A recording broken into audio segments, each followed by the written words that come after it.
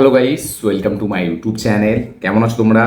এখন আমরা কথা বলবো হচ্ছে ধনুষ এবং কৃতি সানন স্টার আর আপকামিং মাচ অ্যাওয়েটেড ফিল্ম, যেটা নাম হচ্ছে Tere Ishq Mein, directed by Anand L Rai, produce by T series.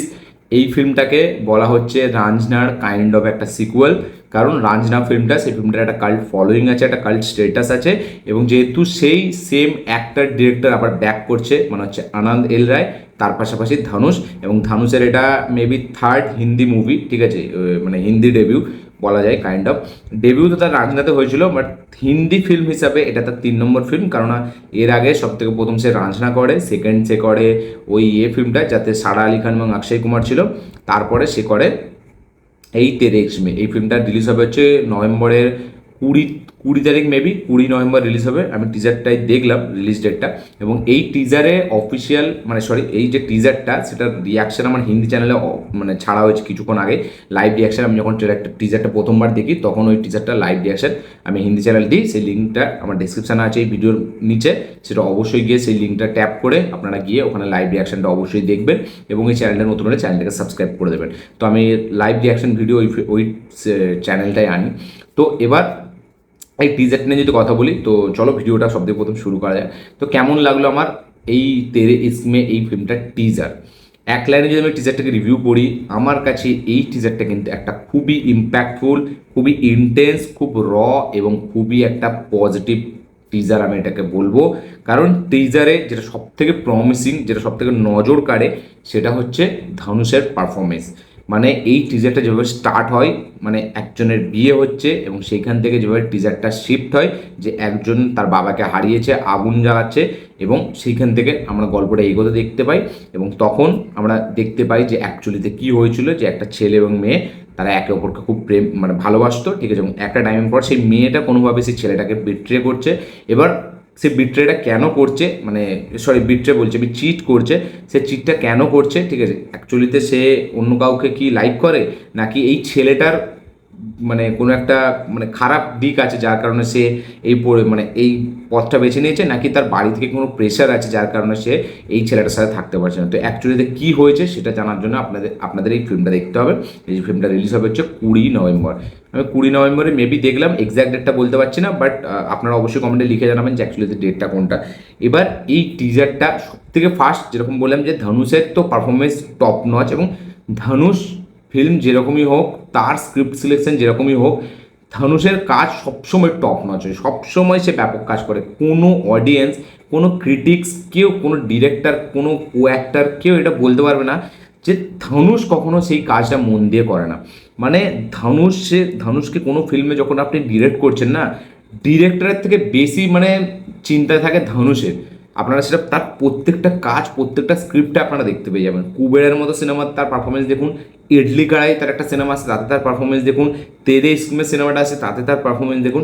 মানে দেখে মনে হয় না ভাই যে ছেলেটা অ্যাক্টিং করছে, দেখে ন্যাচারাল মনে হয়, যে জেনুইন একটা রিয়েল আমরা একটা জিনিস, একটা মানুষকে দেখছি, যে একটা চোখের সামনে জলজান্ত একটা কোনো মানুষ, যে এরকম কুবেরাতে তাকে আপনি ভিখারির চরিত্রেও যদি দেখেন, বা তার আগে সে যতগুলো ফিল্ম করেছে, কার্নানে তার পারফরমেন্স বলি, বা আমাদের এতে ওই যে অরুণ ম্যাথেসরনকে যে ফিল্মটা করেছিল, আমাদের নামটা ভুলে যাচ্ছি আমি, যাই হোক, ওই ফিল্মটাতে বলি ধনুষ সবসময় সেরা কাজ করে। এবং তার ফার্স্ট ডেবিউ ফিল্ম যখন রাঞ্জনা বেরিয়েছিল, তখনও সে সেখানে মাথা খারাপ একটা পারফরমেন্স দিয়েছিল, এবং এখানেও কিন্তু সে আবার একটা বার হেভি একটা কাজ দিতে চলেছে। এবং আমি কিন্তু শুধু ধনুষের কথাই বলবো না, ধনুষের মধ্যে অ্যাক্টারের পাশাপাশি ধনুষ যে লেভেলের অ্যাক্টার, সেই হিসাবে যে নায়িকা, যে অ্যাক্ট্রেস হবে, ঠিক আছে, তাকে একটা হেভি প্রপার কাস্টিংয়ের দরকার ছিল, এবং সেই কাস্টিংটা কিন্তু পারফেক্ট হয়েছে। কৃতি সানন আমরা সকলে জানি সে হেভি লেভেলের কিন্তু একটা অ্যাক্ট্রেস, তাকে যদি ঠিকভাবে ব্যবহার করা হয়, সে কিন্তু দারুণ আউটপুট বার করে দিতে পারে।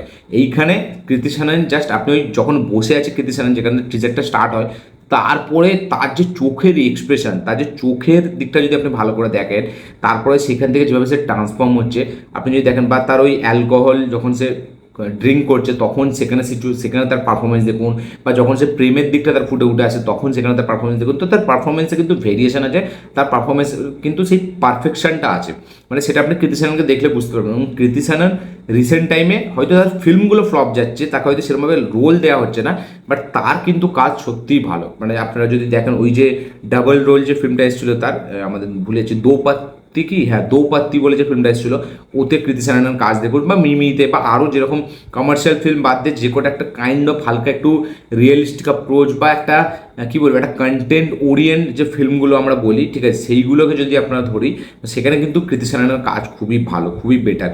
এবং এই ফিল্মটাতেও তার যখন ক্যারেক্টার গ্লিমসটা ছাড়া হয়েছিল, সেটাও কিন্তু বেশ ভালো কাজ করেছিল। এবং সেখানেও তার একটা আলাদা রেঞ্জ, এবং যেরকম হিরোকে যেরকম মানে পারফরমেন্সের জায়গা দেওয়া হয়েছিল, সেরকম কিন্তু হিরোইনকেও পুরো সেম একটা পারফরমেন্সের স্কোপ এখানে দেওয়া হয়েছে। এখানে কিন্তু কৃতি সাননকেও দারুণ স্পেস দেওয়া হবে।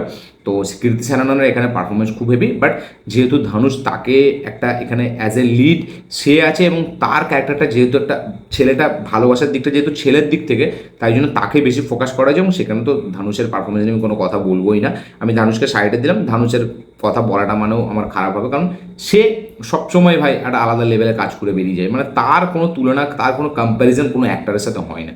মানে সে এমন প্রথম একজন অ্যাক্টার যে 10টা ফিল্ম একসাথে করছে, মানে 10টা ফিল্ম তার লাইন আপে আছে, এবং সে প্রত্যেকটাই টাইম দিচ্ছে। সে ইলিয়ারাজার বায়োপিকও করছে, তেরে ইস্কমের মতো রোম্যান্টিক ড্রামা ফিল্মও করছে, এখানে ইডলি কড়াইয়ের মতো একটা ফিল্ম করছে, এখানে আমাদের কুবেরার মতো একটা ফিল্ম করছে। তো সে সব ধরনের জনরা ট্রাই করছে, রায়ানের মতো অ্যাকশন থ্রিলার ফিল্মও সে করছে। তো মানে তার কাজ নিয়ে আমি বলবো না। তো টিজারটার আরেকটা জিনিস যেটা সবথেকে পজিটিভ, সেটা হচ্ছে অরিজিৎ সিং। মানে তার ভয়েসটা যেখান থেকে স্টার্ট হয়, সেখান থেকে টিজারটা পুরো পিকে যায়। এবং এই যে ভয়েসটা অরিজিৎ সিং যে গানটা ওখানে করছিল ব্যাকগ্রাউন্ডে, ওই গানটা না আমার ওই সাইয়ারের যে ধুন বলে যে সংটা ছিল, ওই ধুন গানের কথাটা মনে পড়ছিল আমার। এবং ওইখান থেকে না আমি সাইয়ারার কথা ভাবছিলাম, মানে সত্যি ওই জায়গাটা যেভাবে স্টার্ট হয়, ধনুষের ওই জায়গা থেকে যেভাবে গানটা স্টার্ট হয় অরিজিৎ সিংয়ের ভয়েসে, সেখানে আমার সাইয়ারার মানে সাইয়ারার কথা মনে পড়ে যাচ্ছিলো। সত্যি বলছি, মানে মনে হচ্ছিলো যে আবার একটা সাইয়ারা ইন বিস্ট মোড একটা ফিল্ম আসতে চলেছে। মানে সাইয়ারা এবার একটা সাইয়ারা 2.0 যদি আমি বলি, তাহলে এই তেরে ইস্ক মে ফিল্মটা হতে চলেছে। তো আমার তো মনে হচ্ছে খুবই দারুণ বক্স অফিস কালেকশনও করবে, এবং ফিল্মটা ভালো চলবে, কারণ জেনজিদের এখন এইরকম টাইপের ফিল্ম খুব দারুণ পছন্দ করছে। হালকা কবির সিং, হালকা সাইয়ারা, এই সিনেমার ভাব আপনি দেখতে পাবেন এতে, ঠিক আছে। এবং ধানুষের ক্যারেক্টারটা কাইন্ড অফ হালকা কবির সিংয়ের মতো আপনি পেয়ে যাবেন। তো ভালো দেখে টিজারটা আমার খুবই দারুণ লাগলো, খুব প্রমিসিং, খুব পজিটিভ, খুব ইন্টেন্স, খুব খুব একটা রাগেড একটা ট্রেলার। মানে রাগেড বলতে অ্যাজ ভায়োলেন্সের দিক থেকে না, বাট লাভ স্টোরির দিক দিয়ে একটা রাগেড একটা ভাবটা আছে টিজারটার মধ্যে। এবং টিজারটা যেভাবে মিউজিকের কাজ যেভাবে হয়েছে, এআর রহমানের মিউজিক, মানে কোনো কথা হবে না। এবং তার কাজ এখানে খুবই স্ট্রং হতে চলেছে। শুধু আমরা একটা টিজারে এই অরিজিৎ সিংয়ের ভয়েসটা শুনে আমরা বুঝতে পারছি।